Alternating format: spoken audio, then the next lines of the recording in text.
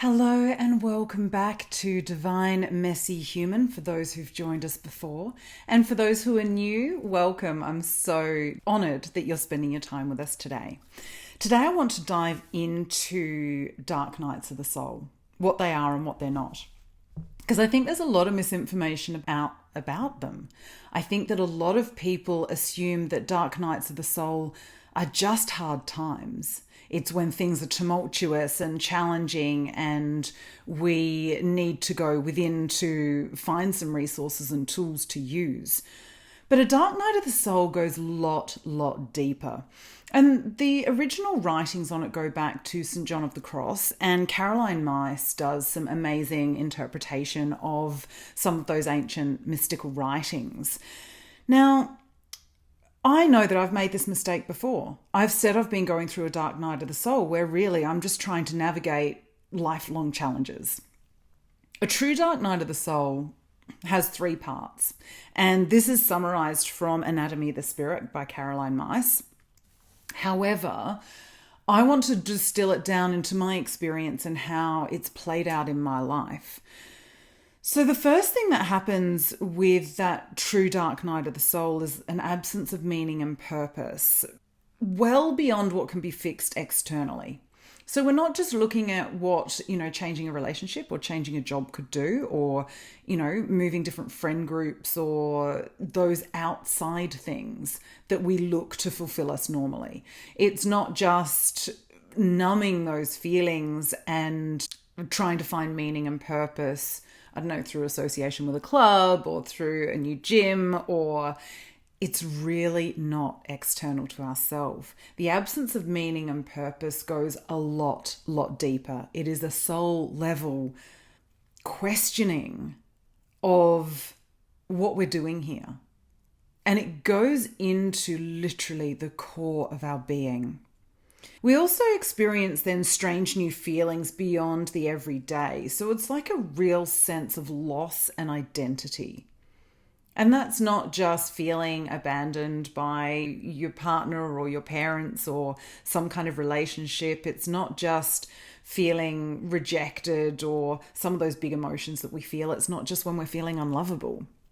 It goes much deeper. It is like that existential crisis of, who am I? Who am I? Do I even exist?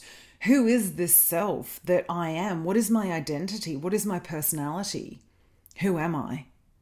It's this really deep feeling of crisis.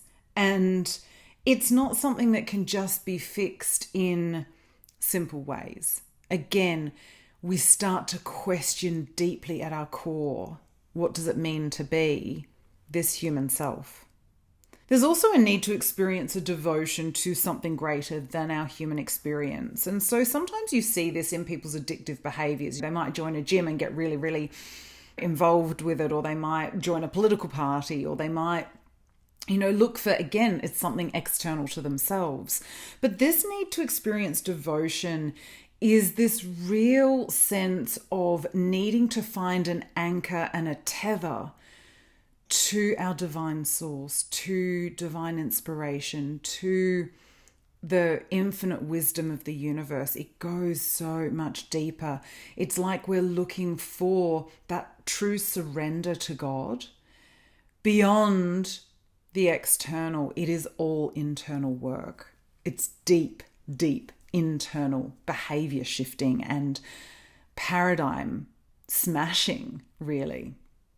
It is a true death and rebirth, the death to who we were before and a rebirth into something completely new. And that tunnel feels long and dark, and it feels like that kind of blackness where no light at all is creeping in. You feel like you are having an absolute mental, psychological breakdown. You feel like you're losing touch with reality, and there feels like there's nothing to tether onto. It feels like you're about to disappear into this nothingness. And it is painful, and it is scary, and it is a time that you really need external support. from people who understand this spiritual journey. It's not anything to do with other people. There's no blame attached. And you as a human being know that it's not about anybody else. It's about nothing outside of you. It is a truly deep questioning. Deep, deep within yourself. Is this all there is? Is there something more to life? Am I supposed to be doing more with my life? But not looking at that more as in more money, more success, more notoriety, more connection with others. It is about a deep connection to the soul part of you, the part of you that is connected to everybody else through the oneness, through the collective conscious, through God source, through divinity. And it's a recognition of that bit in everybody else, not just those you love and you can see the beauty in, but also those you dislike and hate. You can see the gorgeous God source in them. You see the hurt child and the angry teenager within them that are lashing out inappropriately. You have an increased grace and compassion and empathy and love for what you are seeing in the world. And that grace is something that sometimes you just can't explain. It is like a tidal wave of magic and wonder and awe and mystery and divinity washes over you. And where you once saw somebody who was damaging you or abusing you or not loving you to the capacity that you wanted to be loved, you see children of God. You see children of the oneness of the universe. And it sits differently in your body. And that path that you are walking between a complete absence of meaning and a feeling lost, beyond just the lostness of your Google Maps not working, it is like your entire navigation system within your human psyche and soul is just smashed to bits and you've got no idea which way's up, which way's down, which way's back, which way's front. You have no clue. You feel completely untethered. And moving through that dark night of the soul, I know for me, I've been really blessed to have some incredible mentors, some incredible healers and professionals who have helped guide me. I liken it to the little pinpricks of light from fireflies. That first one that you see in that tunnel, for me, almost reduced me to tears. It was like, oh my God, there is going to be some lights one day. And then gradually, as you move through that tunnel with that beautiful support and help from mentors and guidance and your own inner wisdom starting to kick in at a different level, more and more of those fireflies start to populate the tunnel. And eventually you can see the light on the other side. And it is like going through that birth canal. It is dying to who you were before, who was somebody who was fully identified with that external pressure, with the external society, with the external beliefs and paradigms that most people work to. And it is about you breaking free of that collective mindset to start to experience your own connection with life at a much greater, deeper level. We do, when we start down this spiritual path, we have some little mini breakthroughs. I know that a few of my big breakthroughs where I started questioning my meaning and started questioning that loss of self and identity, feeling like I was completely losing my mind. I had a few of those. But about 18 months ago, I went through a complete harrowing dark night of the soul. I thought that I'd been through some dark nights before, but that it was like they were warm-ups to what I experienced. And this dark night that I went through, I literally felt like I wanted God to take me home. I was done with this physical reality. I actually remember screaming at him at one point, you take me home or you make me Jesus and let me manifest shit out of thin air. I was desperate. I ended up on my knees praying, either for this to end or for something to come and take my hand and show me a new way. I was in a deep surrender. I had no control over anything. I had lost completely my identity. I felt like I was literally at the end of the path. And as I moved through it, there was a greater freedom. There was a greater sense of peace. There was a greater feeling that everything was going to be okay.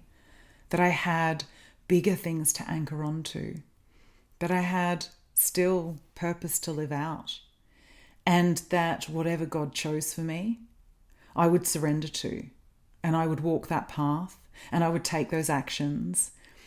And my devotion to the divine was going to be my guiding light from then on. And it really has been. I have settled into this strange feeling within my body where even when things are going crazy around me, I feel like I still have this tether and this anchor to something greater. So when you start to ask yourself those existential questions, find yourself a spiritual mentor. Find yourself somebody who can help you navigate. I always say that I can't help you navigate places I've not been. I can't help you to show you the light in the darkness if I haven't navigated the darkness myself. And for me, that's a really big part of my journey, is holding people's hands. And it's not about giving the answers, because you have the answers in your own devotion to the divinity you're looking for. You know it within yourself at a deep level. You just need somebody to hold the light for you until you can see the light for yourself. And you need somebody to just show you where to put your feet next so that you don't fall over, crash on the ground or run into walls. To just hold you as you navigate, trusting that you know the way, that you are the person who has the answers for yourself, who knows the identity they are growing into, even if it feels like they have no clue and no idea. I'm sending you love. I hope this has been helpful. I hope that you've gotten something out of it. If you have, please like, subscribe, and share this episode.